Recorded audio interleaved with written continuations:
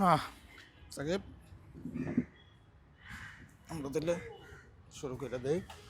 হ্যাঁ,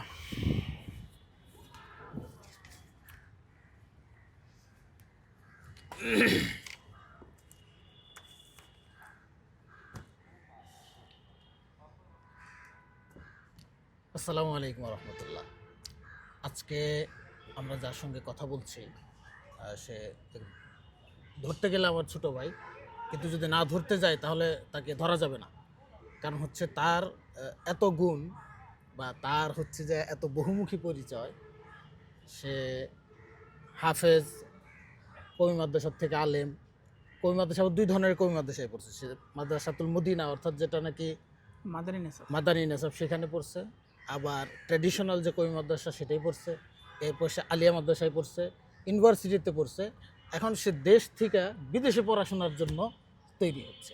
তো এই বহুমুখী প্রতিভায় সে প্রতিভান্বিত। তার নাম হচ্ছে নাজমুস সাকিব। তো নাজমুস সাকিবের সঙ্গে আজকে আমাদের যে কথা হবে সেটা হচ্ছে যে তার এই শিক্ষা রিলেটেড বিষয়। আমাদের দেশের কওমি মাদ্রাসা বলেন বা অন্যান্য যেসব শিক্ষা দ্বারা, এগুলো নিয়ে কথা হবে। তো সাকিব, তো তুমি পড়লা হচ্ছে যে কওমি মাদ্রাসায় প্রথমে। কওমি মাদ্রাসায়, ট্র্যাডিশনালি কওমি মাদ্রাসায়। তো সেইখান থেকে তারপরে তুমি আবার আলিয়াত পরীক্ষা দিছ, দাখিল আলিম। এরপরে তুমি ইউনিভার্সিটিতে পড়ছো। কেন কেন প্রয়োজন হইলো এটা তোমার? কেন মনে হইলো যে তোমার আসলে কওমি মাদ্রাসার পড়াটা তোমার জন্য এনাফ না, আর তোমার আরও পড়াশোনা করা দরকার, বিশেষত ইউনিভার্সিটিতে? আচ্ছা, বিসমিল্লাহির রহমানির রহিম। কথা শুরুর আগে আমি একটা ডিসক্লেমার দিতে চাচ্ছি দর্শকদের Okay. জন্য। সেটা হচ্ছে যে আজকে আমরা যেই কয়টা টপিকে কথা বলবো, এগুলো সব হচ্ছে সাধারণদের জন্য, এক্সেপশনালদের জন্য না। কারণ এক্সেপশনালরা সব ক্ষেত্রেই এক্সেপশনাল। আচ্ছা। আমার অনেক বক্তব্যেই হয়তো বা অনেকের কাছে মনে হতে পারে যে অমুক তেমন আছে বা অমুক অমুক ঘটনা তো আছে, তাহলে সেগুলো হচ্ছে এক্সেপশনাল। এই 80% বা 90% যে মানুষ, আমার মনে হয় যে আমি সেই সাধারণদের কাতারে পড়ি এবং আমার অভিজ্ঞতার সাথে হয়তো বা অনেকের অভিজ্ঞতায় মিলবে। সেক্ষেত্রে আমাদের প্রত্যেকটা কথাই মানে একদম সাধারণদের জন্য প্রযোজ্য, কখনোই এক্সেপশনাল কিংবা বিশেষ বা খাস যারা তাদের জন্য প্রযোজ্য না। তো প্রশ্ন যেটা ছিল যে কওমি মাদ্রাসায় পড়া কেন এনাফ মনে হলো না, এই প্রশ্নটা আসলেই খুবই মানে তিক্ত সত্যের মুখোমুখি দাঁড় করিয়ে দেয় আসলে। যে কওমি মাদ্রাসা ছেড়ে বা কওমি মাদ্রাসা পড়া শেষ করে অন্য কেউ কোথাও পড়া, এটা আসলে কেন? এক কথায় যদি বলা যায় যে এটা হচ্ছে এক ধরনের সামাজিক স্বীকৃতির জন্য এটার উদ্যোগটা নেওয়া হয়েছিল। যেমন কোথাও গেলে কেউ প্রশ্ন করতো, তুমি বাবা কী পড়ো? হ্যাঁ। আমি হয়তো বলতাম যে আমি জালালাইন পড়ি বা মেশকাত পড়ি। তখন সে ঠিক মিলাতে পারতো না যে আমি আসলে কোন স্তরে, সে আমাকে কীভাবে ট্রিট করবে। সে কি আমাকে একজন ইন্টার পাসের মতো ট্রিট করবে, নাকি অনার্স পাসের মতো ট্রিট করবে? নাকি মাধ্যমিক স্তরে? হ্যাঁ, এই যে একটা সংকট। হ্যাঁ। এবং এই সংকটে বিশেষ করে যাদের পরিবারের ম্যাক্সিমাম সদস্য জেনারেল শিক্ষায় শিক্ষিত, তারা সবাই পড়ে। যাদের চাচা মামা খালা কেউই মাদ্রাসায় না, এরা খুব বেশি এই সমস্যাটার মুখোমুখি হয়। তো এরপরেও আমরা অনেকেই হয়তো বা তাদের সাথে ফাইট করে কওমি মাদ্রাসায় পড়াশোনা চালিয়ে যাই। ব্যক্তিগতভাবে আমি যদি বলি যে আমি কেন আসলাম, আমি যখন একটা সময় দেখলাম যে এই সার্টিফিকেট বা এইখানে আমি যত ভালো নাম্বারই পাই না কেন, সেটা মদিনায় একটা কলেজের একজন অধ্যক্ষকে দেওয়া হয়েছিল। উনি বলছেন যে এখানে সব কিছুই ঠিক আছে, কিন্তু শাহাদাটায় সরকারি যে স্বীকৃতি, রিকগনিশন, সেটা নাই। আচ্ছা।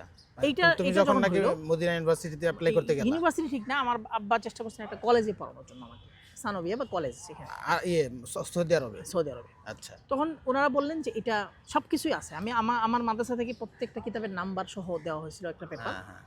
তো সেখানে তারা এটা গ্রহণ করতে পারলেন না এবং তিনি বেশ দুঃখ প্রকাশ করলেন যে এই কিতাব পড়া ছাত্রদেরই আমাদের এখানে বেশি উপযুক্ত মনে করি আমরা। কিন্তু আমি তাকে নিতে পারছি না, সেটা মানে অন্য গভর্নমেন্ট ভেরিফাইড না। হ্যাঁ, এবং এখানে একটা মানে তখন আমাদের এখানে অনেক ধরনের আমার অনেক স্মৃতি মনে পড়ে যে একদিন একজনের বাসায় গিয়েছিলাম। উনি আমাকে জিজ্ঞেস করলেন, তুমি এখন কী করছো বা কী পড়ছো? তাই আমি বললাম যে আমি এখন দাখিল পরীক্ষার জন্য প্রস্তুতি নিচ্ছি। কারণ আমি তখন তাকে এই ঘটনাটা বললাম। তখন তিনি আমাকে বললাম, ও তুমি পড়ো দরকারি, তারা চায় সরকারি। এবং এই কথাটা যদি বলছেন, উনি খুবই বাংলাদেশের প্রথম শ্রেণীর একজন আলেম, ওয়াইস, নাম বলে সবাই চিনবে, আমি তার নামটা বলছি না। তো তিনি কওমি বললেন আলেম। যে কওমি আলেম, হ্যাঁ, তিনি বললেন যে তুমি পড়ো দরকারি, তারা বলে চায় সরকারি। অর্থাৎ তিনি দরকারি আর সরকারিকে একদম আলাদা করে ফেললেন। আচ্ছা। তো তখনই প্রশ্ন থেকে যায়, এই যে আমরা 10-12 বছর 16 বছর কষ্ট করে মাদ্রাসায় শ্রম দেই, সেই শ্রম দিয়ে কেন আমি রিকগনিশন, তুমি এটাকে শ্রম বলতেছো কেন? এটাকে মুজাহাদা বলো। যেটাই হোক মুজাহাদা বা শ্রম, আচ্ছা, এই যে এটা দেওয়ার পর আমি কেন অনেক জায়গাতেই যেতে পারি। এবং রিসেন্টলি কওমি মাদ্রাসা থেকে পাশ করার পর তাদেরকে কাজীর পদ, অর্থাৎ যে সরকারি বিবাহ রেজিস্ট্রার, এটার একটা পদ দেওয়া হয়েছে। এবং এটা এক ধরনের বলতে পারি যে এই সরকারের এই সময়ে সবচেয়ে সরকারের বড় প্রচেষ্টা, যেটা তারা এর থেকে মানে এর বাইরে আর কিছু দিতে পারেনি আসলে। হ্যাঁ, মানে এখানে আমি বলবো মানে হচ্ছে যে এটা এই দিয়ে সরকারকে তো আমরা মনে করি যে সান্ত্বনা দেওয়া হয়েছে আসলে। সরকারকে তো আমরা মনে করি যে সবচেয়ে মানে কওমি বান্ধব একটা মানে সরকার। জনবান্ধব যদি বলি, হ্যাঁ, আরো বেশি মনে জনবান্ধব। হয় জনবান্ধব। এর আগে যতগুলো সরকার তাদের পক্ষে সর্বোচ্চ যেটা করা গেছে যে সেটা তাদেরকে হচ্ছে একটা বিবাহ রেজিস্ট্রারের পদ। বিবাহ রেজিস্ট্রার। কিন্তু আপনি দেখেন যে বাংলাদেশে কত লক্ষ স্কুল আছে, সেই স্কুলের প্রাইমারি শিক্ষক স্কুল বলেন আর মাধ্যমিক বলেন, সেখানে কি একজন মৌলবী পদে একজন মাদ্রাসার শিক্ষার্থী ধর্মীয় কখনোই শিক্ষক। মানে সে কি যোগ্য না? অবশ্যই। ইসলাম শিক্ষা বইতে এমন কি আছে হুম, যেটা মাদ্রাসা ছাত্র বোঝে না? এমন কি আছে আপনি খুলে দেখেন। হ্যাঁ, ইসলাম শিক্ষা বই নিয়ে আমরা একটা রিসার্চ করেছিলাম, সেই হিসাবে জানি যে ইসলাম শিক্ষা বইয়ে যা আছে সেটা কওমি মাদ্রাসার একজন মোটামুটি শরে বেকায়ে মেশকাত যে পড়ছে সে খুব সুন্দর পড়াতে পারে। হ্যাঁ। কিংবা তাদেরকে শুদ্ধ করে কোরআন শেখানো, সেটা কওমি মাদ্রাসার ছাত্ররাই ভালো পারবে অন্যদের চেয়ে। তো সেই পদে তাদেরকে বসানোর নাম, কিংবা তারাও কখনো বসার জন্য যে প্রসিডিউর মেনটেন করা, সেটা করছেন কিনা সেটা আমার প্রশ্ন। আচ্ছা, এবং তাহলে এখানে দুই দিক থেকেই আমি মনে করি যে অবহেলার দুই দিক থেকে সম্পর্কে অবহেলা আছে। এখন যারা নাকি যাদের দরকার তারা যদি না বলে যে আমাদের এইটা দরকার, এইভাবে দরকার, জি, তারা যদি কোনো রুট ম্যাপ না দিতে পারে, জি। এবং সরকার থেকেও যদি তাদেরকে নিয়ে নানান ধরনের সন্দেহ থাকে, এবং তারা সরকার একভাবে দিতে যাচ্ছে, তারা আরেকভাবে নিতে যাচ্ছে, বা কেউ নিতেও চাচ্ছে না, এই যে নিতে চাচ্ছে না, এগুলো সব কিছুর পেছনেই হচ্ছে আমাদের ভিশন বা আমাদের যেই মানে উদ্দেশ্য, সেটা ক্লিয়ার না। সরকারি চাকরি করলে আমাদের খুলুসিয়াত উদ্দেশ্য নষ্ট হবে। বলতে আমাদের বলতে কাদের উদ্দেশ্য? আমাদের বলতে আমি যদি কওমি মাদ্রাসার কথাই বলি, আলেমদের কথাই বলি, হ্যাঁ, যে অনেকেই বলছে মানে তাদের যে স্বীকৃতি নিলে শিক্ষার উদ্দেশ্য কিংবা clear চাকরি না। করলে খুলুসিয়াত নষ্ট হবে। আচ্ছা, খুলুসিয়াতের মানে এইটা না যে আপনি না খেয়ে থাকবেন। খুলুসিয়াতের মানে হচ্ছে কি, রোজা একটা বড় উদাহরণ, হ্যাঁ, যে কেউ না দেখলেও আপনি খাচ্ছেন না। আবার আল্লাহ যখন খাইতে বলছে তখন আবার দেরি করা যাচ্ছে না, তখন সাথে সাথে খাইতে হচ্ছে, নাহলে আবার আপনার রোজা মাকরু হয়ে যাচ্ছে। হ্যাঁ, তো সরকারি চাকরি করলে খুলুসিয়াত নষ্ট হবে, আসলে ব্যাপারটা তা না।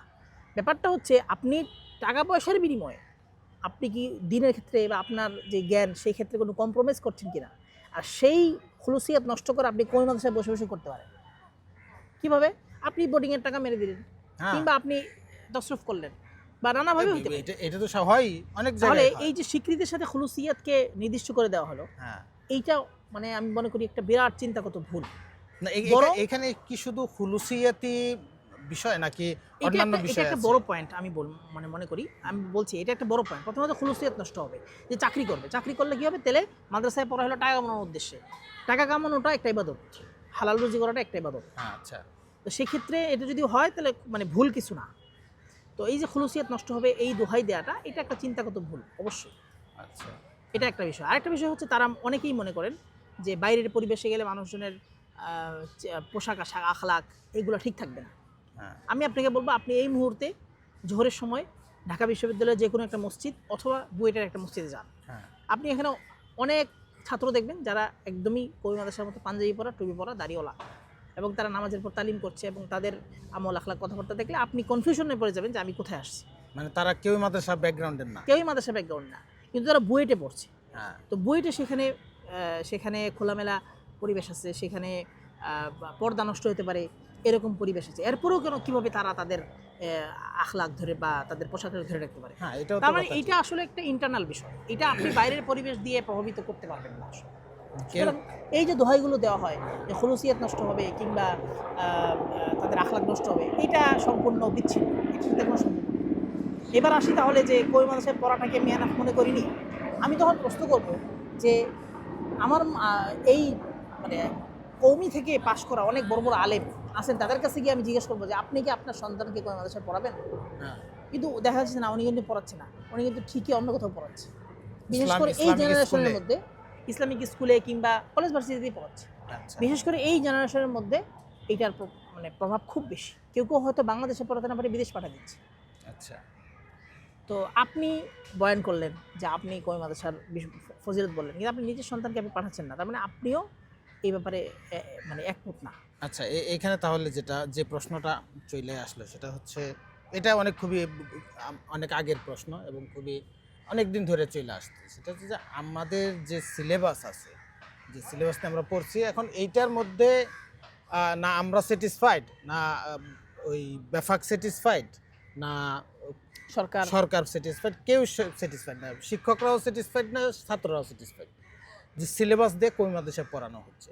এখন এই যে সিলেবাসকে আমরা সংস্কারের কথা অনেক দিন ধরে বইলে আসতেছি, যে এখানকার যে স্ট্রাকচার আছে সিলেবাসের, যে পড়ানোর যে পাঠ্যপুস্তক যেগুলো আছে, যে ধারা আছে, এটাকে চেঞ্জ করা দরকার, এটা অনেকেই বলতেছে।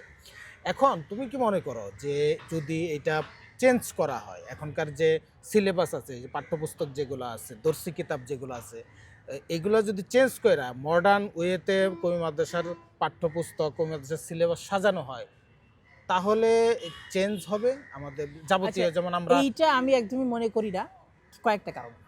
প্রথমত আপনি যদি সিলেবাস লক্ষ্য করে, সিলেবাস বলতে আমি কিন্তু এখানে পাঠ্য তালিকার কথা বলছি, পাঠ্যক্রম বা পাঠ্য তালিকা যেই কিতাবগুলো আছে, এই কিতাবগুলো আলিয়াতেও আছে। এই কিতাবগুলো বিশ্ববিদ্যালয়ের অনার্স মাস্টার্স লেভেলে ইসলামিক স্টাডিজে পড়া হয়, এই কিতাবগুলো বিদেশেও পড়ানো হয়। তাহলে কেন কিতাবের দোষ, কেন সিলেবাসের দোষ? আসলে সিলেবাসের কোনো দোষ নাই, মানে আমাদের যে সিলেবাস কওমি মাদ্রাসা ওইটা একদম পারফেক্ট। কেন পারফেক্ট? আপনি ধরেন কওমি মাদ্রাসার ইতিহাসটা আমি একটু বলি, একটু ভিন্ন দৃষ্টিকোণ থেকে বলি। যে দেওবন্দ প্রতিষ্ঠা হইলো যখন, এটা হচ্ছে 1866, মানে 57 সংকটের পর। 1857 সালে এই উপমহাদেশে যেই ঘটনাটা ঘটছিল, এটা কিন্তু ছিল এক ধরনের তাতার দেশ, মানে তাতাররা বাগদাদে যা করছিল, ইংরেজরা এই দিল্লি এবং ভারতে কিন্তু একই ধরনের ঘটনা ঘটাইছে 1857 পরে। এর আগ থেকে কিন্তু আলিয়া মাদ্রাসা ছিল। একটা জিনিস লক্ষ্য করে, আলিয়া মাদ্রাসা কিন্তু এর আগ থেকে ছিল। আলিয়া মাদ্রাসার যে ধারা, সরকারি মাদ্রাসা যেটা, হ্যাঁ 1780 সাল থেকে ছিল। আচ্ছা, তো সেটা কিভাবে ছিল? সেটা কিন্তু ছিল ওই সেই স্বীকৃতি পাওয়ার উদ্দেশ্য প্রতিষ্ঠিত। এর আগে কিন্তু দেওবন্দের আগে কিন্তু ইসলামী শিক্ষা এই উপমহাদেশে ছিল। নাহলে দেওবন্দে যারা শিক্ষক হলেন তারা কোথেকে পড়লেন? কাসেম নানু তুমি কই পড়লেন? জি, উনি কিন্তু আলিয়াতেও পড়েন নাই, তাহলে উনি কোথায় পড়লেন? কিংবা আমি যদি আরো আগে যাই, শাহ ওলিউল্লাহ মুহাদ্দিস দেহলভী রহমাতুল্লাহ আলাইহি, ওনারা কিন্তু মক্কা মদিনায় পড়লেন, তাহলে ওনারা কোথায় পড়লেন? এই যে প্রশ্নটা। তো দেওবন্দ আসলে একটা আন্দোলনের পরে একটা আশ্রয় হিসাবে, মানে আশ্রয়দাতা প্রতিষ্ঠান হিসেবে এটার এই আশ্রয়টা কিসের ছিল? এই আশ্রয়টা কিসের ছিল? এই কথাটা কিছুদিন আগে আমি সৈয়দ আরশাদ মাদারী ওনার কাছে শুনছি, যে যখন 57 পরে যখন আলেমদেরকে একবার ধ্বংস করে দেওয়া হলো, তাদের কিতাব ঘরবাড়ি জ্বালিয়ে দেওয়া হলো, তাদের সন্তানদেরকে, তখন তার সন্তান এতিম হয়ে গেল, তারা রাস্তায় রাস্তায় ভিক্ষা করতে লাগলো। তখন তারা মনে করলেন যে এদের একটা আশ্রয় হওয়া দরকার এবং এদেরকে এদের বাবাদের মতো শিক্ষা দেওয়া দরকার, মানে অর্থাৎ ইসলামী শিক্ষাতে এদেরকে শিক্ষিত করে তোলা দরকার। তখন তারা এই স্টাইলে, অর্থাৎ আবাসিক স্টাইলে, এবং সব কিছুই নেওয়া হবে মাদ্রাসা থেকে। এই যে উসুলে হাসতে গানার যেই উদ্ভব, এটা এখান থেকে, এদের কিচ্ছু নাই। আচ্ছা আচ্ছা।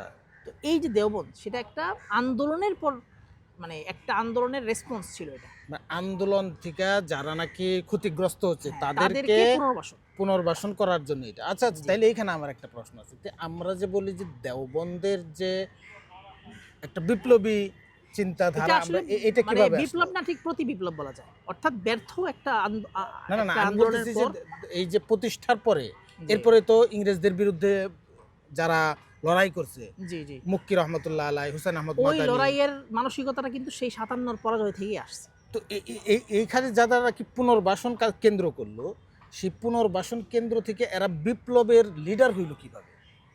যেহেতু তাদের পূর্বপুরুষকে তারা হারিয়েছে এবং তাদের মানে তাদের বড় ক্ষতি হয়েছে, তারা সেগুলো চোখে দেখছে। এবং আব্দুল মাজিদ দরিবি বা যে ফজলে খায়রাবাদীর বইতে এটার খুব ভালো বিবরণ আছে।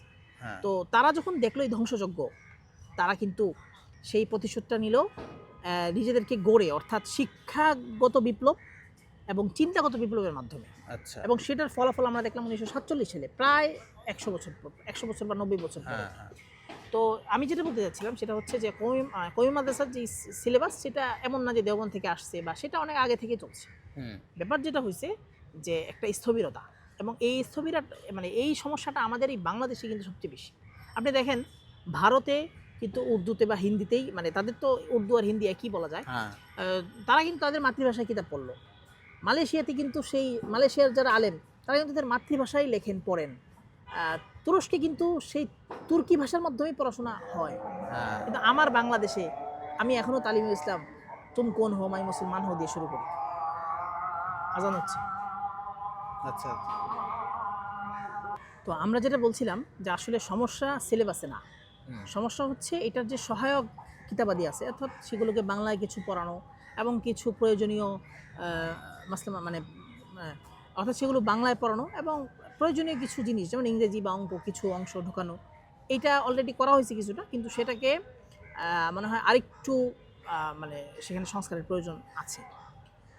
তো এইটা আমি যেটা বলি, আমার কাছে আমার মনে হয় যে কওমি মাদ্রাসাটা এটার উদ্দেশ্য কি।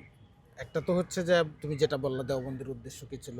এখন এইখানে যারা পড়ে, আমরা যারা পড়ছি, বর্তমান যে ধারা চলে আসছে, এখান থেকে আসলে আলেম বলতে আমরা কি চাইতেছি? আলেম বলতে আমরা চাইতেছি যে এখান থেকে কিছু প্রিস্ট তৈরি হবে, এমন আলেম যাদের সঙ্গে দুনিয়ার কোনো খোঁজ খবর থাকবে না, তাদের কাজই হবে শুধু যে ইলমে নববী যেটা, সেই ইলমে নববীকে তারা ধারণ করবে, তারা ধারণ করে সেটাকে প্রজন্ম থেকে প্রজন্মান্তরে সেটাকে ডেলিভারি দেওয়া যাবে। এখন সেইটার জন্য তাদের কিছু অঙ্ক শিখতে হবে, কিছু ইংরেজি শিখতে হবে, সমাজবিজ্ঞান, ভূগোল, সাধারণ জ্ঞান এগুলো শিক্ষা করতে হবে। এইটা জরুরি আসলে কিনা? আচ্ছা, এই প্রশ্নটার আগে আমাদেরকে একটু বুঝতে হবে যে আপনি যে বললেন যেই শ্রেণীকে আপনি তৈরি করতে চাচ্ছেন এটা একটা বিশেষায়িত শ্রেণী, হ্যাঁ অর্থাৎ যারা বিশেষ জ্ঞানের অধিকারী। হ্যাঁ, শুধু আর বিশেষ বিশেষ জ্ঞানের আগে কিন্তু একটা সাধারণ জ্ঞান অর্থাৎ সবার জন্য যেটা উন্মুক্ত সেটা প্রয়োজন আছে। হুম, তো এইটা যদি থাকে তাহলে আপনি যে বললেন যে তারা চাকরিতে যেতে পারবে কিনা, দেখেন যে শাইখুল হাদিস আল্লামা আজিজুল হক রহমতুল্লাহ আলাইকে কিন্তু ঢাকা বিশ্ববিদ্যালয়ে খণ্ডকালীন লেকচারার হিসেবে নিয়োগ দেওয়া হয়েছিল, হুম, কিন্তু তারপরে আর কাউকে দেওয়া হয়েছে বলে আমার জানা নাই। না, কেন? ওরকম নাই। ওই সময় আর কাউকে পাওয়া যায়নি, তাই এখন পাওয়া যাচ্ছে, তাই দেওয়া হচ্ছে না। তাহলে তারা হচ্ছেন বিশেষ জ্ঞানের অধিকারী, সেই জ্ঞানটা হবে তাদের একটা পর্যায়ের পরে, অর্থাৎ তাদের উচ্চশিক্ষা বা উচ্চতর যেই গবেষণামূলক শিক্ষা সেই শিক্ষাটা গ্রহণ করার মাধ্যমে তারা এই শ্রেণীটা হতে পারে। কিন্তু মনে করেন যে সুদূর গ্রামে গঞ্জে যে মাদ্রাসাগুলো, হ্যাঁ সেখানে কি এই উচ্চতর শিক্ষা দেওয়া সম্ভব না? তাহলে সেখানে কোন শিক্ষা থাকবে? তো সেক্ষেত্রে আমার কাছে মনে হয় যে এই মানে সিলেবাস সংস্কার কিংবা স্বীকৃতি যে সমস্যা, এখানে একটা বড় সমস্যা হচ্ছে যে স্তর নির্ধারণ। অর্থাৎ দেখেন মসজিদের খাদেম সেও দাওরা পাস, খতিব সাহেব সেও দাওরা পাস, ইমাম সাহেবও দাওরা পাস, সবাই দাওরা পাস। দাওরা না হইলে কোনো মানে কথাই বলা যাচ্ছে না। হ্যাঁ যদি বলেন যে সে শুধু মেশকাত পড়ছে বা সরে বেকা পড়ছে, তাহলে অন্যরা বলবে হয়তো বা তার কাছে ওস্তাদের বদ্ধ লাগছে, এই জন্য শেষ করতে পারেনি, এরকম একটা ধারণা আমাদের মধ্যে প্রচলিত আছে। এই যে স্তর ভিত্তিক বিভাজন, এটা খুব জরুরি। অনেকের ক্ষেত্রে অনেকের মেধা বা অনেকের যোগ্যতা কিংবা অর্থনৈতিক অবস্থা কিংবা যে কোনো সামাজিক অবস্থা এমন যে সে হয়তো বা মেট্রিক পাস করবে, মাধ্যমিক স্তর পর্যন্ত যাবে, কেউ হয়তো উচ্চ মাধ্যমিক। আচ্ছা, এই তো মাদ্রাসার মধ্যে এই বিভাজনটা খুব জরুরি এবং নিচের স্তরগুলোতে বিভাগের নিয়ন্ত্রণ থাকতে পারে। অর্থাৎ উচ্চ মাধ্যমিক পর্যন্ত যে শিক্ষা, সেটা ঢাকার রাহমানিয়া মাদ্রাসা বলেন, লালবাগ মাদ্রাসা বলেন, কিংবা আপনি সুনামগঞ্জের একটা মাদ্রাসা বলেন বা হাওর অঞ্চলের একটা মাদ্রাসা বলেন, সব জায়গায় সমান একই রকম। আর উচ্চতর যেই শিক্ষা সেটা হইতে পারে বিভিন্ন রকম, সেটা হয়তো বা আপনি আব্দুল মালিক সাহেবের মাদ্রাসায় একরকম হতে পারে, আবার লালবাগে আরেক রকম হতে পারে, রাহমানিয়া আরেক রকম হতে পারে, অর্থাৎ সেটা হবে বিশ্ববিদ্যালয় লেভেলের। আচ্ছা তাহলে সেই ক্ষেত্রে পার্থক্য যদি হয় হ্যাঁ তাহলে কিন্তু এই সংকটটা অনেকটাই আচ্ছা, এড়ানো যাবে। এইখানে এখন যে জটিলতা আমাদের সামনে তৈরি হয়েছে, সেটা হচ্ছে মূল পয়েন্ট হচ্ছে আমরা যাই তৈরি করতে চাই, আলেম যেরকমই তৈরি করতে চাই, সেটার একটা সরকারি স্বীকৃতি লাগবে। আমি যদি আমরা যে বললাম প্রিস্ট বা একদম শুধু আলেম যার দুনিয়ার সঙ্গে আর কোনো সম্পর্ক থাকবে না, সেটা করতে চাইলে আমাদের সরকারি স্বীকৃতি লাগবে। আবার আমরা যদি চাই না এমন আলেম তৈরি করতে চাই যে নাকি চাকরি করবে, যে আল্লামা তুকি উসমানির মতো হবে, যে বাইরের ইউনিভার্সিটিগুলোর মধ্যে পড়বে, দেশের ইউনিভার্সিটিগুলোর মধ্যে পড়তে পারবে, এই ধরনের সুযোগ। তো এই যে এইটার মূল একটা ফ্যাক্ট দাঁড়িয়ে রয়েছে স্বীকৃতির উপরে, যে স্বীকৃতিটা আওয়ামী লীগ সরকার দিয়ে গেছে, কিন্তু সেই স্বীকৃতির ধরন কি, সেটাতে কি করা যাবে কি করা যাবে না, সেটাতে শুধু বিবাহ রেজিস্ট্রি করা যাবে না, অন্য সেইটারও বা কী ধারা। এই যে স্বীকৃতি, এই স্বীকৃতির জটিলতা আসলে এটার অবসান কিভাবে হবে? এটার অবসানের জন্য প্রথমে বলতে পারি যে একবারে যদি আমি বলি আমি নিজের জায়গায় থাকবো, তাহলে এটা বোকামি। কারণ মানে কওমি যখনই মাদ্রাসা যদি মনে যখনই করে। কেউ আপনাকে স্বীকৃতি দিবে, হ্যাঁ। তখন কিন্তু তাকে আপনার এখানে এসে চেক করতে হবে, আপনাকে বুঝতে পারতে হবে, আপনাকে পড়তে জানতে হবে। তো সেজন্য সরকার এই জন্য যদি কিছু কিছু নতুন জিনিস সংযোজন করতে চায়, আমি বলছি না যে সেখানে শরীয়তের একটা হালাল মাসলাকে হারাম বানায় দিবে, এরকম তো আর হবে না, না। কিছু সংযোজন হবে। হ্যাঁ তো সেটা হইতেই পারে, সেটা গ্রহণ করা যেতেই পারে। আরেকটা বিষয় হচ্ছে যে এখানে কোলাবোরেশনের অভাব আছে। যেমন এখানে একটা প্রশ্ন এসে যায় যে বিদেশের বিশ্ববিদ্যালয়ে কি তারা অধ্যয়ন করতে পারবে? হ্যাঁ তো এখানে একটা এটা প্রশ্ন খুব এসে যায়, এটা একটা বিদেশ খুব বড় বলতে প্রশ্ন। আপনি শুধু দেখবেন বিদেশ বলতে আমরা শুধু মদিনা ইউনিভার্সিটি না, একদম দেওবন্দে আমাদের কোনো আমাদের ভিসাই নাই সেখানে। জি জি জি, যে আমাদের দেশের অনেক আলেম তাদের ভারতের আইডি কার্ড করে আরেকজনকে বাবা বানিয়ে হ্যাঁ দেওবন্দ মাসায় পড়ে। তো এইটা কতটুকু আসলে শরীয়তসম্মত, সেটাও একটা প্রশ্ন। হ্যাঁ মানে মিথ্যা বইলে সেখানে ভর্তি জি। হওয়া। তাছাড়া ধরেন তুরস্ক বলি কিংবা মালয়েশিয়া বলি, যে ইসলামী শিক্ষার কেন্দ্র হিসেবে এই দুইটা দেশকে ধরা হয়, যদিও এখন অনেক অনেক দেশে এখন ইসলামিক ইউনিভার্সিটি আছে। তুরস্কের অনেক বিশ্ববিদ্যালয় কওমি মাদ্রাসার ছাত্রদেরকে নিতে প্রস্তুত। মানে কোনো ধরনের আলিয়া সার্টিফিকেট ছাড়াই। জি, শুধু কিন্তু কওমি কিন্তু সেজন্য certificate দিয়ে। এফিলিয়েশন দরকার, সেজন্য তাদের সাথে কোলাবোরেশন দরকার। যেমন উদাহরণ হিসেবে বলতে পারি যে আহলে হাদিসদের অনেকগুলো মাদ্রাসা আছে যেগুলো মদিনা বিশ্ববিদ্যালয়ের সাথে এফিলিয়েশন করছে, তারা মুআদালা করছে যে আমাদের এই সিলেবাস আপনারা পড়াবেন, আপনারা আপনাদের মতো পরীক্ষা দিবেন, নাম্বার দিবেন, যারা ভালো ছাত্র তাদেরকে আমরা আমাদের এখানে নিয়ে নিব।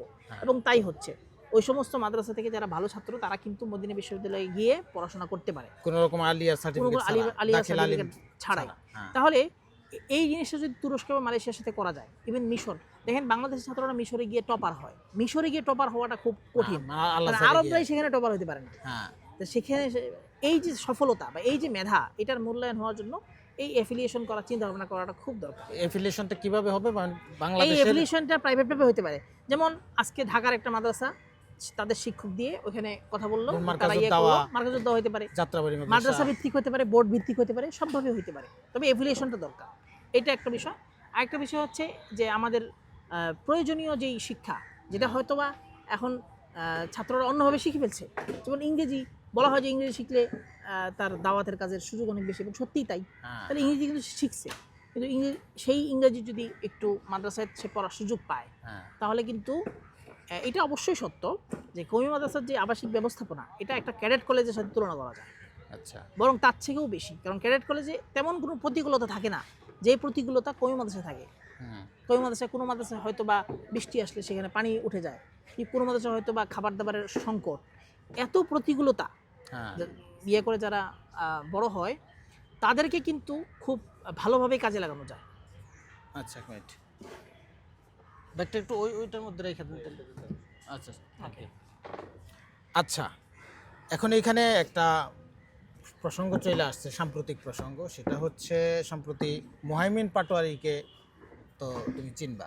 তো মুহাইমিন পাটোয়ারি একটা পোস্ট দিছে, ফেসবুকে লিখছে যে বাংলাদেশের যত সাফল্য ইতিমধ্যে আসছে, এই কোনো সাফল্যের মধ্যেই কওমি মাদ্রাসার তেমন কোনো অবদান নাই।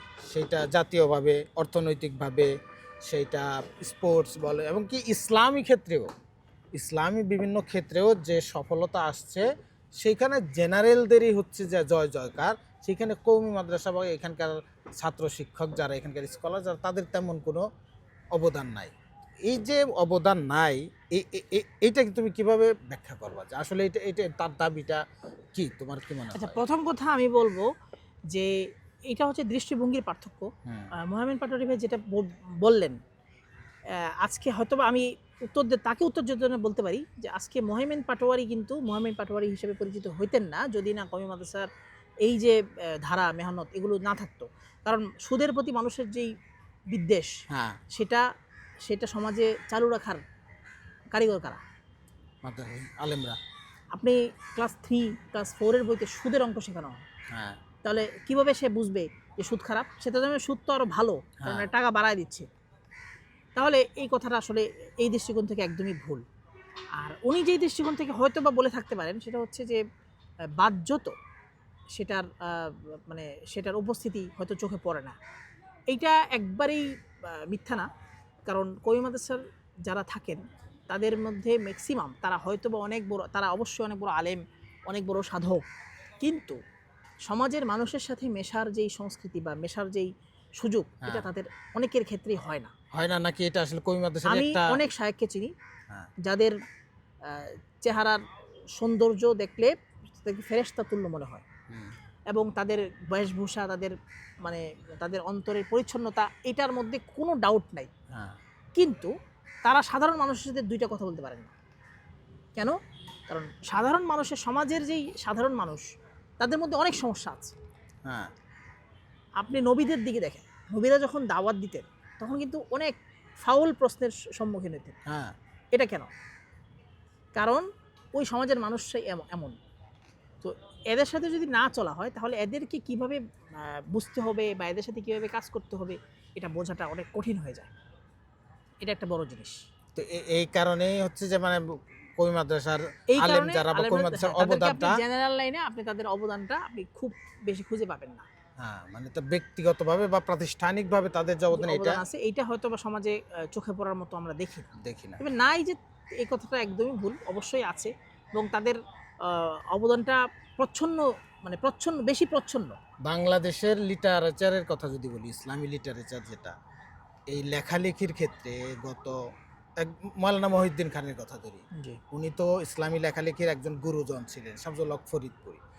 তো উনি যে ধারা নিয়ে আসছে এরপরে 90 দশক এবং 2000 সালের পর থেকে নিয়ে যে ধারা এতদিন ধরে বাংলাদেশে এই যে ইসলামিক কেতাবাতি, ইসলামী লেখালেখি বই পুস্তক, এটার মূল শ্রেণী তো ছিল এরা, এবং এদের মাধ্যমেই তো আজকে এত বড় ইন্ডাস্ট্রি দাঁড়াইছে।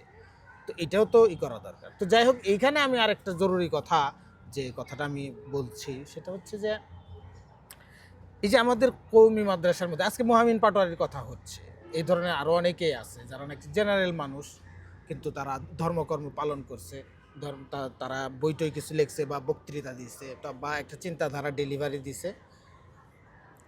তো তারা এই ইসলামী মানে পন্থায় চলার দ্বারা আমাদের আলেমদের মধ্যে, কওমি মাদ্রাসার আলেমদের মধ্যে তাদের নিয়ে একটা রোমান্টিসিজম দেখা যায়। এই কারণে তারা দেখা যায় যে তাদের বিভিন্ন অনুষ্ঠানে তাদেরকে দাওয়াত দেওয়া হয়, মুহামিন পাটোয়ারির মতো বা আসিফ আদনান, শামসুল আরিফিন শক্তি ভাই বা এই ধরনের আরও জেনারেল লোকদেরকে মানে দাওয়াত দিয়ে আনা হয়, তাদেরকে মোবিলাইজ করা হয় এবং তাদেরকে ফলো করা হয়। তাদের সামনে যদি একজন কওমি আলেম একটা যুক্তি দেয়, তাদের সামনে যদি একটা কওমি আলেম একটা কথা বলে, তো দেখা যায় যে তারা কওমি আলেমের কথা না শুই না, তারা ওই জেনারেল লোকের কথা শুনে। তো এই যে এই রোমান্টিসিজম আমাদের মধ্যে, কওমি মাদ্রাসার হুজুরদের মধ্যে, এটা কেন সৃষ্টি হয় যে জেনারেলদের কথা শুনতে বেশি মজা লাগে কিন্তু হুজুরদের কথা মজা লাগে না? এই কথাটা কিন্তু খুবই স্বাভাবিক। এই যে মানে মজা লাগে, খুবই স্বাভাবিক একটা কারণ। আমি একটু ডিপ থেকে বলবো, সেটা হচ্ছে যে জ্ঞান, এই জ্ঞানটা কিন্তু আমরা জানি যে একটা হচ্ছে ইসলামিক পরিভাষা, ইসলামিক দৃষ্টিকোণ থেকে একটা হচ্ছে নাকলি, হ্যাঁ, বা যেটা কোরআন হাদিসের মাধ্যমে আমরা পাই, উলুমে নাকলিয়া। আর একটা হচ্ছে আকলি, যেটা চিন্তাগত, এবং সেটা কিন্তু আপনার মানে কোরআন হাদিস থেকে আসে নাই, বরং সেটা আসছে কিন্তু গ্রিক দর্শন থেকে, আচ্ছা, বা যুক্তিবিদ্যা থেকে। এবং ইলমুল কালামের যে উদ্ভব হয়েছিল, এটা কিন্তু নাকলি জ্ঞানের এক ধরনের ব্যর্থতা বলবো এই জন্য যে যেই ব্যক্তিদের কাছে আল্লাহ তাআলার ওয়াহদানিয়ত কিংবা ইসলামী আকীদাগুলোকে উপস্থাপন করা হচ্ছিল, তারা কেউই নকলি জ্ঞান শুনতে অভ্যস্ত না ছিল না। আপনি বললেন যে কোরআন আল্লাহর কিতাব বা কোরআন সত্য, কেন সত্য? আল্লাহ বলছেন সত্য, তাই কোরআনেই আছে কোরআন সত্য। তো সব আমি তো কোরআনকে মানি না, তাহলে কেন কোরআনের সত্য এটা মানবো? তখন আপনাকে কি করতে হবে? তাকে তার যে যুক্তি, তার যে দর্শন, তার যে চিন্তার বেস, সেখানে আঘাত করতে হবে। ইলমুল কালাম কিন্তু সেই কাজটাই করছে। তো যারা ডাক্তার, ইঞ্জিনিয়ার বা জেনারেল, তারা কিন্তু উলুমে নাকলিতে অভ্যস্ত না। আচ্ছা, মাদ্রাসা যারা পড়ে তারা উলুমে নাকলিয়াকে অভ্যস্ত, সেটাকে অ্যানালাইসিস করতে পারে, সেটাকে পরীক্ষা নিরীক্ষা করতে পারে, সেখানে যা আছে সেটাকে তারা সুন্দর ব্যাখ্যা করতে পারে। কিন্তু একটা যুক্তি দিয়ে সেটাকে উপস্থাপন, যেটা আকলি বিষয়, এই আকলি বিষয়টা চর্চা তাদের মধ্যে কম। মানে যুক্তিবিদ্যা, দর্শন, হ্যাঁ, মানে অর্থাৎ দেখেন যে আপনি অনেকজনের কথাই বলছেন, তাদের সবার ক্ষেত্রে একই কথা প্রযোজ্য। তারা কিন্তু তাদের জেনারেল লাইনে টপার। কেন? কারণ তারা তাদের ওই জিনিসটাকে আয়ত্ত করছে, তারপর তারা ইসলামকে ওই দৃষ্টিকোণ থেকে পড়াশোনা করে বুঝছেন, এই জন্য তাদের ওই যুক্তিগুলো, ওই ধরনের প্রশ্ন যাদের মনে আসে। একজন আলেমের পক্ষে কিন্তু তাদের বই পড়তে খুব বেশি মজা নাও লাগতে পারে, না লাগে, স্বাভাবিক। কারণ সে নকলি জ্ঞানে অভ্যস্ত, সে আগেই সব মেনে নিছে যে হ্যাঁ এখানে যা বলা হবে সেটা হচ্ছে সত্য, সত্য। আচ্ছা। এবং সে সে সত্যটাকে বোঝার জন্য চেষ্টা করে। আর কারো কোনো প্রশ্ন হচ্ছে এটা আসলেই সত্য কিনা, সে নানা যুক্তি দর্শন দিয়ে সেটাকে যাচাই করে। হ্যাঁ। এই জন্য যারা জেনারেল লাইনের তাদের অবদানও এখানে আছে। আছে। কারণ আকলি কিংবা এই যে যেমন আপনি যদি এই যে যেই বইটা আমাদের মধ্যে খুব পরিচিত প্যারাডক্সিক্যাল সাজিদের কথা বলেন, সাজিদ কিন্তু আমি একদমই পড়ি নাই, এবং আমি বহুত আলেমকে জিজ্ঞেস করছি যে তারা পড়েন নাই, কিন্তু তারা বইটাকে ভালো বলেন কেন? হ্যাঁ। কারণ যার মনে প্রশ্ন আছে তার জন্য বইটা ভালো। আমার মনে তো কোনোদিন ওই সন্দেহ ঢুকেই নাই। হ্যাঁ, না এটা এটা আমিও ফিল করছি। আমি তো বইটা পড়ছিলাম, কিছু দূর যাওয়ার পরে বইটার ভালো, কিন্তু আমার কাছে যাওয়ার পর হচ্ছে যে এইগুলা, এই যেখানে যে প্রশ্নগুলো আসছে এর উত্তর তো আমি নিজেই জানি, বা এই প্রশ্ন তো আমার দরকারই নাই। দরকারই না, বা এখানে যে প্রশ্ন এটা আসলে আমার জন্য অ্যাপ্রোপ্রিয়েট না। জি জি। এটা তো তুমি যে কথাটা বলো এটা খুবই ঠিক আছে। এখন আমার কথা হচ্ছে যে এই যে তাদের প্রতি যে একদম মোহমুগ্ধতা, হ্যাঁ, এখন এই মোহমুগ্ধতার কারণে এখন তারা যখন নাকি মোহাইমিন পাটোয়ারির মতো এই ধরনের বক্তব্য ডেলিভারি দিবে, তখন আসলে আমাদের স্ট্যান্ড কী হবে? আমরা কি এইটা আসলে মাইনেই নিব? আমাদের স্টুডেন্টের ক্ষেত্রে এই বিভাজনটা, এই ফারাকটা আমাদের মাথায় রাখতে হবে যে আমাদের জ্ঞানের ধারা বা চর্চা, বা অর্থাৎ কওমি মাদ্রাসার জ্ঞানের ধারা বা চর্চা এটা একরকম, এটা হচ্ছে নাকলি। আর এখানে আকলিও আছে কম, একদমই কম। আর তারা যেই ব্যাকগ্রাউন্ড থেকে আসছেন সেখানে আকলি জ্ঞানটাই মানে নির্ভরতা, সেখানে নকলি জ্ঞানের কোনো স্থান নাই। সুতরাং তারা যদি কোনো বিষয়কে সেভাবে উপস্থাপন করতে পারেন এবং সেটা যদি মানুষের কাছে বোধগম্য হয়, এতে আশ্চর্য হওয়ার একদমই কিছু নেই। আচ্ছা আচ্ছা, এখানে আর এখন আরেকটা বিষয় যেটা, সেটা হচ্ছে মেয়েদের যে শিক্ষা ব্যবস্থা আমাদের দেশ, ইসলামী যে শিক্ষা ব্যবস্থা, এটা নিয়ে নানামুনির নানার কথা আছে। কারণ আমাদের বিশেষ করে আমাদের মহিলা মাদ্রাসা নিয়ে, এই মহিলা মাদ্রাসার বর্তমান যে শিক্ষার ধারা, মহিলা মাদ্রাসার স্ট্রাকচার, সেখানে শিক্ষাদান পদ্ধতি, সেখানকার আবাসন, এবং সেখানে যত স্ক্যান্ডাল হয়, এই যাবতীয় কিছু না, আসলে এটাকে কীভাবে মূল্যায়ন করবো তুমি? প্রথমত একটা সময় কিন্তু মহিলাদের শিক্ষা নিয়ে সেটা জেনারেল সমাজেও কেউ কিছু ভাবে নাই। এই জন্যই কিন্তু বেগম রোকেয়াকে আমরা চিনি, যে কেউ কিছু ভাবে নাই। 12-13 বছর আগেই বিয়ে দেওয়া হইতো, এবং সেই সময় বিয়ে না দিলে সেটা খুবই খারাপ চোখে দেখা হইতো। সুতরাং তাদের শিক্ষার প্রয়োজন এবং সময় সুযোগ কিছুই ছিল না। এখন কিন্তু সেটা সময় বদলেছে, মানুষের হাতে সুযোগ সুবিধা বেশি, সুতরাং শিক্ষা তাদেরকে গ্রহণ করা, তাদের শিক্ষার প্রয়োজনীয়তা বেশি।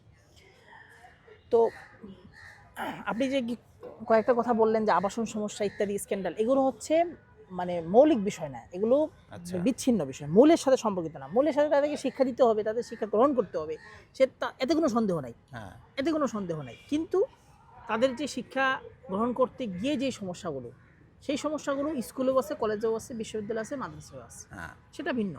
সেটা সমস্যার সমাধানটা যেভাবে করা দরকার সেভাবে করতে হবে। এক্ষেত্রে আমি মনে করি যে স্ট্রিক্ট রুলস হতে পারে বেফাকের পক্ষ থেকে, যে মাদ্রাসা করতে হলে এই এই ক্রাইটেরিয়া মানতে হবে। এই যদি না মানা হয় তাহলে তাকে রেজিস্ট্রেশন দেওয়া হবে না, ওই মাদ্রাসাকে বেফাকে স্বীকৃতি দিবে না, সরকার তো দূরের কথা। তাহলে এই স্বীকৃতি যখন দেওয়া হবে, তখন যখন একটা ভাড়া বাসায় একটা মহিলা মাদ্রাসা করা হবে, তখন এলাকাবাসী বা ওইখানকার লোকজন, সচেতন অভিভাবকরা চিন্তা করবেন যে আপনি কি বেফাকের রুলস গাইডলাইন ফলো করছেন, আপনি কি রেজিস্ট্রেশন পাইছেন। যদি না পান, তার মানে আপনার মাদ্রাসায় সমস্যা আছে। এটা একটা বড় বিষয়। একটা বিষয় হচ্ছে যে মহিলা মাদ্রাসা আসলে কি পড়ানো হবে। সেক্ষেত্রে আমি আগেই বললাম যে স্তর ভিত্তিক বিভাজনের কথা। এই স্তর ভিত্তিক বিভাজনটা খুব বেশি দরকার। আমাদের ইদানিং বিডি জবসে ঢুকলে দেখা যায় যে অনেকেই আরবি মহিলা টিচার খুঁজেন। ঢাকা শহরে অনেকগুলো ইংলিশ মিডিয়াম স্কুল আছে, সেখানে হাফেজা শিক্ষিকা খোঁজা হয়, কিন্তু পাওয়া যায় না, খুব কম। আচ্ছা, তো তাদেরকে আপনি দাওরা পড়ালেন, জালালেন, মিশকাত পড়ালেন, কিন্তু যেইটা শিখলে তারা মেয়েদেরকে শেখাইতে পারতো সেটা শেখালেন না, এটা একটা খুবই বোকামি। সুতরাং তাদের ওই শিক্ষাক্রম নিয়ে ভাবা যেতে পারে, এবং সেখানে তারা যেই শিক্ষাগুলো শিখলে তারা অন্যদেরকে শেখাইতে পারবে বা তাদের হেল্পফুল হবে, সেগুলো শেখা তাদের প্রয়োজন। কারণ বুখারী শরীফ যদি তারা পুরোপুরি নাও পড়ে, খুব বেশি সমস্যা হওয়ার কথা না, কারণ তারা তো আর ক্ষতি হবে না।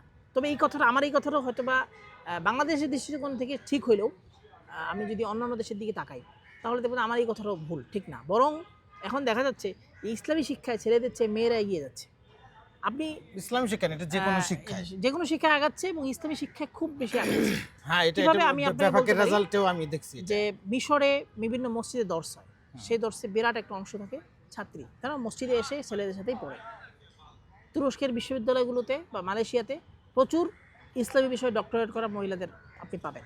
আচ্ছা, তো সুতরাং সামনে হয়তো বা দেখবেন যে অনেক মানে শাইখা বা ডক্টরেট করা শাইখা যারা হয়তো বা সমাজে নানা কাজ করছেন, এটা দেখলে কেউ কেউ অবাক হতে পারে, কিন্তু অবাক হওয়ার আসলে কিছু নাই। আচ্ছা, কারণ একটা সমাজ দুইজন মানে নারী পুরুষ সবার উপর দিয়ে যাচ্ছে। তবে মনে রাখতে হবে যেটা যে মানে সেক্ষেত্রে যেন কোনো মানে ইসলামের হুকুম লঙ্ঘন না হয়, সেইটা ছাড়া বাকি সব কিছু উন্মুক্ত করা দরকার।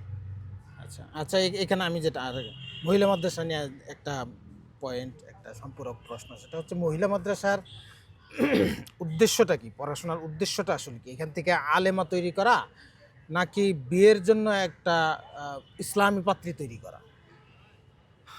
আসলে এখানে বিষয়টা হচ্ছে যে আমি যদি ইন জেনারেল চিন্তা করি যে বিশ্ববিদ্যালয় কি করে, বিশ্ববিদ্যালয়ে কিন্তু এখন আপনি দেখবেন যে অনেক ক্ষেত্রেই পাত্রপাত্রী, বিশেষ করে পাত্রীদের বিজ্ঞাপনের ক্ষেত্রে মেয়ে কিন্তু অমুক জায়গায় পড়ে, এটাই তার পাত্রী হওয়ার বড় একটা যোগ্যতা। তাই এটা ভুল।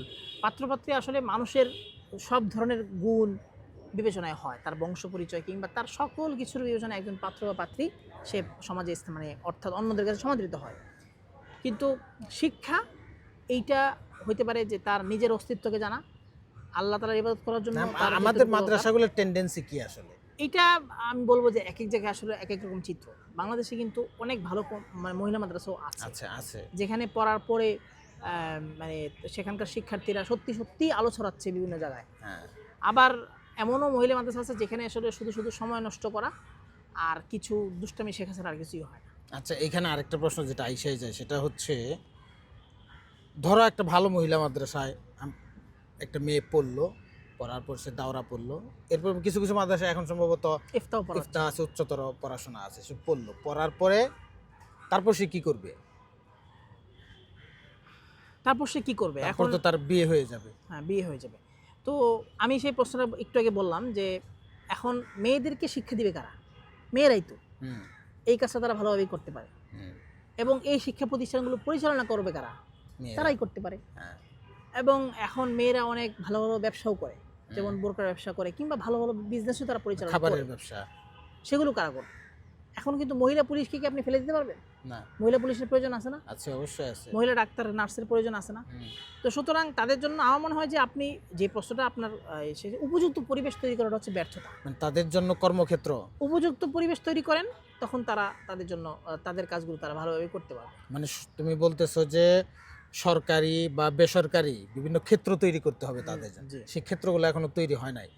সেই ক্ষেত্রগুলো একবারেই তৈরি হয় নাই বলা যায়। এমনকি মাদ্রাসাগুলো সেই সার্ভিসটা কতটুকু দিতে পারছে সেটাও প্রশ্নবিদ্ধ। কারণ আমি বললাম যে আপনি বিজ্ঞাপন পাবেন, খুঁজে পাচ্ছে না, ভালো শিক্ষিকা কেউ খুঁজে পাচ্ছে না, শিক্ষক আছে অথবা শিক্ষিকা পাচ্ছে না, অথবা অনেকেই হয়তো সংসার নিয়ে ব্যস্ত হবে, এটাই স্বাভাবিক। তার মানে রেশিওটা খুবই কম। আচ্ছা, এখন আমরা কওমি মাদ্রাসার ভবিষ্যৎ নিয়ে প্রশ্ন করি। কওমি মাদ্রাসার ভবিষ্যৎ আসলে কি? যে ধারা চলতেছে, যে ধারায় শিক্ষা চলতেছে, তোমার কি মনে হয় যে এই শিক্ষাধারা সময়ের সঙ্গে অ্যাডজাস্ট করে আরও বহুদিন টিকে থাকতে পারবে, নাকি এটা আসলে এক সময় ভ্যানিশই হয়ে যাবে? যেমন নাকি আলিয়া মাদ্রাসা যে ট্র্যাডিশন সেরকম হয়ে যাবে, নাকি এটা তার স্বস্থানে দাঁড়িয়ে থাকতে পারবে? এইটা সমষ্টিগতভাবে বললে মানে এটা বলাটা কঠিন, কারণ আমি বললাম যে স্থবিরতা যেটা জমে গেছে এখানে, সেই স্থবিরতা সমষ্টিগতভাবে দূর হচ্ছে না যতক্ষণ না বোর্ড ভিত্তিক বা রাষ্ট্রভিত্তিক ওলামায়ে কেরাম একটা সিদ্ধান্ত নেবেন যে আজকে থেকে এইটা চালু করা হলো বা এইটা নতুন করা হলো। এর আগে কিন্তু সমষ্টিগতভাবে সবাই পিছিয়ে পড়ছে, তবে ব্যক্তিগত উদ্যোগে অনেকেই কিন্তু এগিয়ে যাচ্ছেন। যেমন আমি একটা উদাহরণ দিই যে ইলমুল কিরাত বা মাকামাত, এই জিনিসগুলো কিন্তু আমরা যারা যখন পড়াশোনা করেছি তখন কিন্তু ছিল না। এখন কিন্তু অনেকেই মিশর থেকে এসে তারা মাকামাত সম্পর্কে ভালো জানেন, ভালো কেরাত পড়াতে পারেন। এই যে নতুনত্ব, এটাকে কিন্তু মাদ্রাসায় অ্যাড করা দরকার, কিন্তু সেটা কিন্তু এখনো হয়নি। তেমনি আরবি শেখার ক্ষেত্রে সেই মিজান দিয়ে শুরু করা হচ্ছে, সেই নাহমিদ, যেন এটা ছাড়া আরবি শেখাই সম্ভব না। আচ্ছা, অথচ 6 মাসে ভালোভাবে আরবি শেখা সম্ভব। আপনার মানে এই কথাটা ট্র্যাডিশনাল আরবি শেখা সম্ভব। এই কথাটা যদি জেনারেল মানুষজন ভালোভাবে জানে, যে একটা কওমি মাদ্রাসায় যদি 100 জন ছাত্র থাকে দাওরায়, সেখানে শতকরা 10 জন আরবিতে মোটামুটি জ্ঞান রাখে, শতকরা 10 জন, আর 90 জন আরবি পড়তে পারে না। পড়তেই পারে না। এটা একটা অত্যন্ত আশ্চর্যের বিষয়, কিন্তু এই জিনিসটা আমরা বহুদিন যাবৎ ধারণ করে চলছি। তো এই সংকটগুলো যদি কাটায় উঠতে পারে, এবং আরো একটা কাটায় ওঠার তরিকা কি? কাটায় ওঠার তরিকা সেটা বিভিন্নভাবে আলাপ হইতে পারে, সেটা ভিন্ন বিষয়, কিন্তু সংকট চিহ্নিত করতে পারাটা মনে হয় একটা গুরুত্বপূর্ণ পয়েন্ট। আচ্ছা, তার মানে এবং সংকট আছে।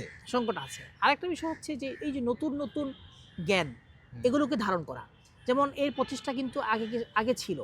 যেমন একজন আলেম লেখক সে আবুল ফাতাহ মোহাম্মদ ইয়াহিয়া সম্ভবত, হ্যাঁ হ্যাঁ হ্যাঁ, উনি বেশ কিছু বই লিখেছেন ইসলামী রাজনীতি, অর্থনীতি, এগুলো নিয়ে। এগুলো কিন্তু মাদ্রাসা অনেক জায়গায় পড়ানো হচ্ছে।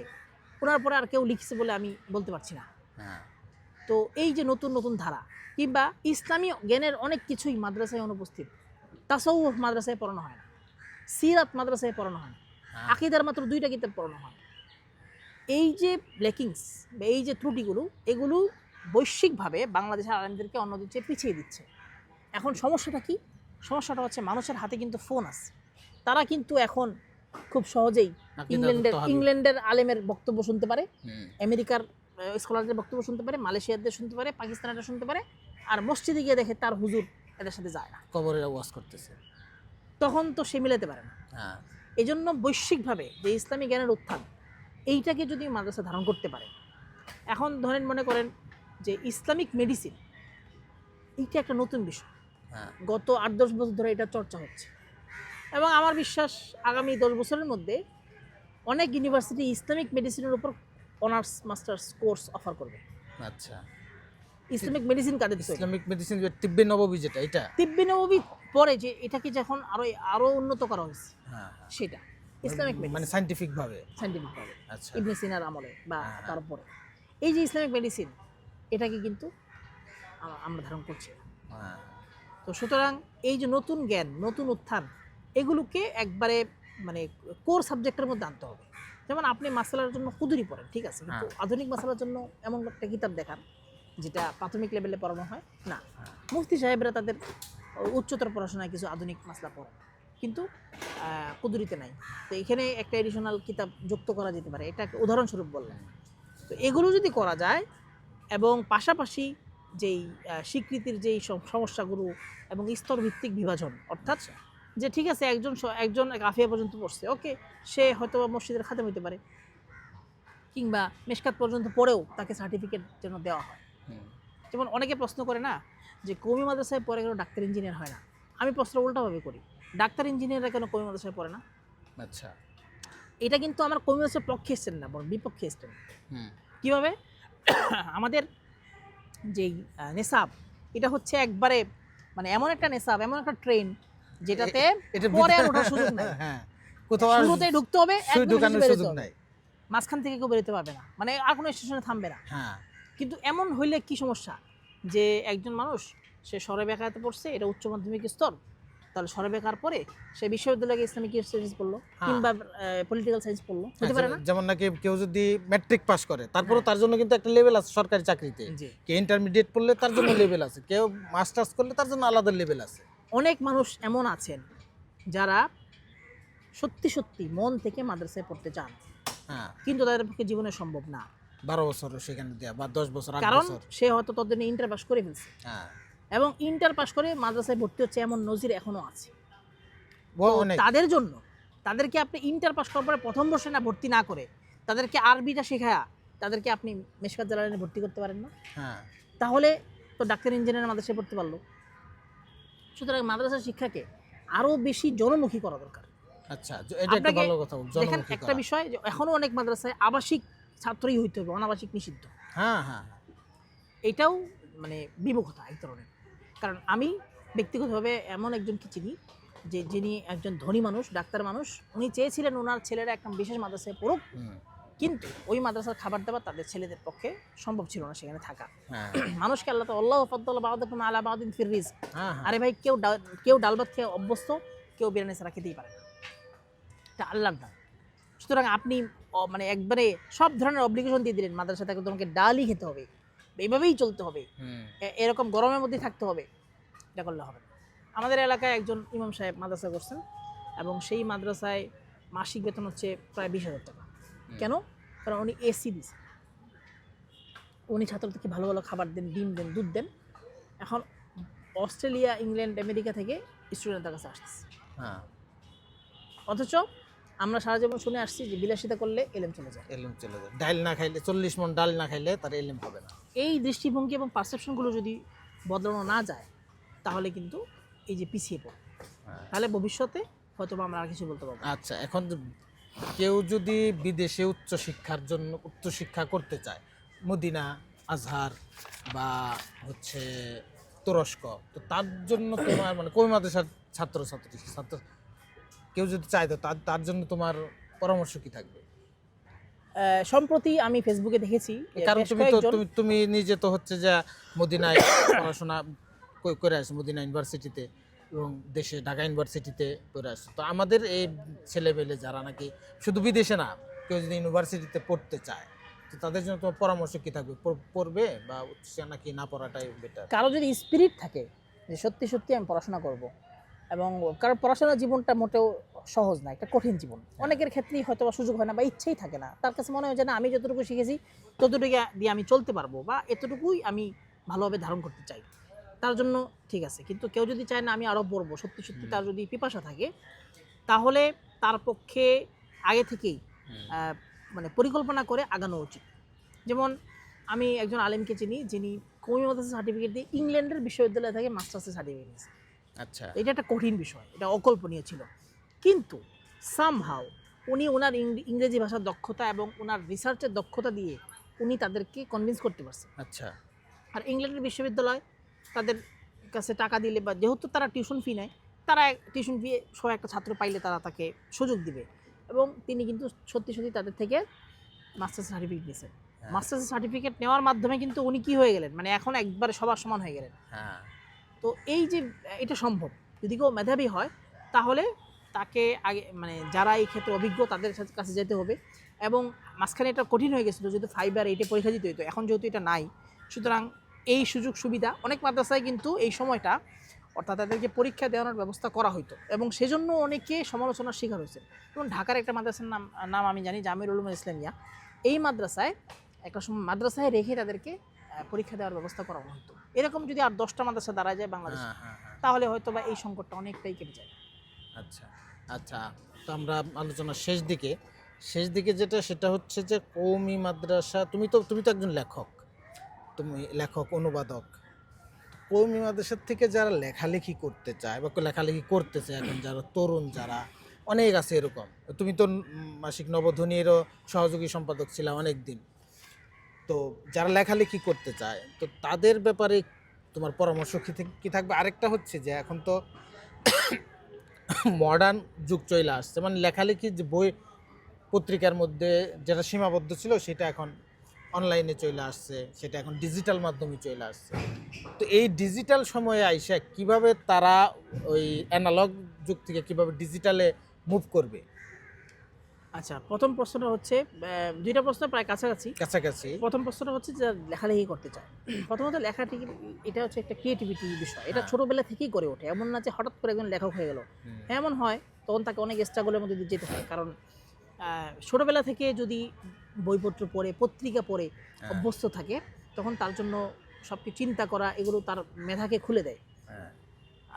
হয়তোবা আমি বলবো যে বেশিরভাগ মাদ্রাসায় একটা লাইব্রেরি নেই, এবং বেশিরভাগ মাদ্রাসায় সহশিক্ষা কার্যক্রম নাই। কওমি মাদ্রাসায় অনেক মাদ্রাসায় আছে সহশিক্ষা কার্যক্রম, বলতে মানে শিক্ষার সাথে অর্থাৎ বক্তৃতা, শিক্ষা সহায়ক কার্যক্রম। তো অনেক মাদ্রাসায় আছে এবং সেটা খুবই ভালো লেভেলের, এটা অস্বীকার করা যাবে না। তবে সাধারণভাবে মানে আর কি বেশিরভাগ জায়গায় নেই। আর সেখানে যদি পাঠাগার থাকে, সেই পাঠাগারের কোনো ভালো তত্ত্বাবধায়ক নাই, অর্থাৎ উনি হয়তো বা ক্লাস 1-এর বাচ্চাদের জন্য আপনার তাসাউফ তত্ত্ব বইটা নিয়ে আসছেন, তো ওইটা পড়ে তো ওই বাচ্চা কিছু শিখবে না আসলে। তো আমার মনে হয় যে প্রথমত এই কাজটা করতে হবে মাদ্রাসার শিক্ষকদেরকে, বড়োদেরকে, কারণ ছোটোদেরকে তাদের গড়ে তুলতে হবে। এটা যদি না হয় তাহলে কি হবে জানেন? তাহলে মাদ্রাসায় পড়ে সে লেখালেখি শিখতে গিয়ে সে হয়তো বা রসুর বই পড়বে, সে হয়তো সাহাবীদের জীবনী জানবে না, কিন্তু সে হয়তো বা রোমান দেবতাদের জীবনী জানবে। তো এই যে একটা বড় সমস্যা সৃষ্টি হবে, আলটিমেট দিন শেষে যোগফল হবে শূন্য, কারণ আচ্ছা। তখন মাদ্রাসা সমাজও তাকে গ্রহণ করবে না, কারণ সে ওই সমাজের কোনো চিন্তা বহন করে না। হ্যাঁ, আর জেনারেল যে সমাজ, তারা তাকে হয়তো বা কখনো কোনো সুযোগ দিলেও দিন শেষে তাকে কিছুই দেবে না, কারণ জানবে সে তো একজন মোল্লা। সে একজন মাদ্রাসার ছাত্র। সুতরাং হ্যাঁ, এরকম এই আমিও জিনিসের বাস্তবে চর্চাটা, বাস্তবে এটা অনেক দেখছি। এই জিনিসের চর্চাটা মাদ্রাসা থেকে হওয়া উচিত। দেখেন আচ্ছা। মাদ্রাসায় কি করা হয় জানেন, মাদ্রাসায় যেমন আমার মনে এই কথাটা সবসময় আসে যে ছাত্ররা বছর শেষে একটা ডায়েরি বের করে, এমন ডায়েরি যে ডায়েরির মধ্যে পৃষ্ঠা থাকে খুবই কম, আর ওই ডায়েরিতে কেউ লেখা হয় না। হুম, তারা যদি ওই ডায়েরিটা, অনেক মাদ্রাসা কিন্তু স্মরণিকা বের করে, কিন্তু ডায়েরির সংখ্যা বেশি, স্মরণিকা বের করতে কষ্ট, ডায়েরি বের করতে আসলে কষ্ট নাই। কষ্ট নাই। হ্যাঁ, স্মরণিকা যদি বের করা হয়, যে স্মরণিকায় সারা বছর যারা সেরা লেখক তাদের লেখাগুলো স্থান পাবে, তাহলে ছাত্ররা সেখানে আগ্রহ পাবে। এবং যদি আন্তঃমাদ্রাসা বিতর্ক প্রতিযোগিতা, আন্তঃমাদ্রাসা প্রতিযোগিতাগুলো করা হয়, তাহলে সেটা আরও নতুন মাত্রা পাবে। হ্যাঁ, তাহলে এই জিনিসগুলো গড়ে তুলবে। এবং আপনি দেখবেন যে যেসব তো আলেম লেখক ভালো, তারা কিন্তু ওই মাদ্রাসায় ওই সহশিক্ষা কার্যক্রম থেকে তারা কিন্তু অনেক মানে অনেক কিছু শিখতে পেরেছে। এটা একটা বিষয়। আরেকটা বিষয় হচ্ছে এই যে ডিজিটাল যুগ, হ্যাঁ। এটা একটা বড় চ্যালেঞ্জ। মাদ্রাসাগুলোতে কম্পিউটার থাকবে কি থাকবে না সেটা প্রশ্ন অনেক দিন ধরে ছিল। এখন কম্পিউটার আছে, ইন্টারনেট থাকবে কি থাকবে না সেটা ছিল।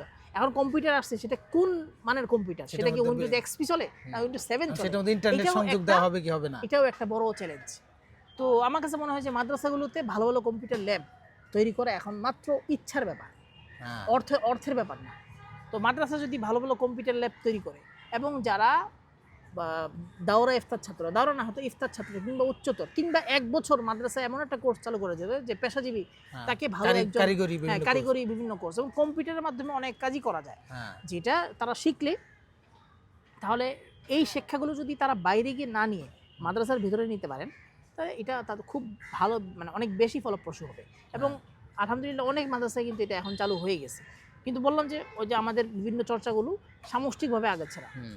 আগাচ্ছে ব্যক্তিকেন্দ্রিক, যে কারণে ফায়দাটা খুব কম। মানে এটা তুমি চাইতেছো যে এটা বেফাক থেকে হোক বা কোনো বিভাগ থেকে হোক, বড় কোনো আলেমদের তত্ত্বাবধানে হোক, কিংবা মাদ্রাসার তত্ত্বাবধানে হোক। হ্যাঁ, যেমন ছাত্ররা হয়তো বা কম্পিউটার শিখে বা ইংরেজি শিখে, সেটা আসরের পরেই কেন, হ্যাঁ। সেটা কেন আসরের পরেই হইতে হবে, সেটা কেন সকালে হতে পারে মানে না, সেটা অপশনাল কেন হবে? অপশনাল কেন, সেটা মাদ্রাসার মধ্যে চলে আসুক। হ্যাঁ, তো এখন যেমন কম্পিউটারের মাধ্যমে যখন অনেক কিছু শেখা যাচ্ছে এবং অনেক কাজের সুযোগ আছে, তাদেরকে হালাল রুজির ব্যবস্থা।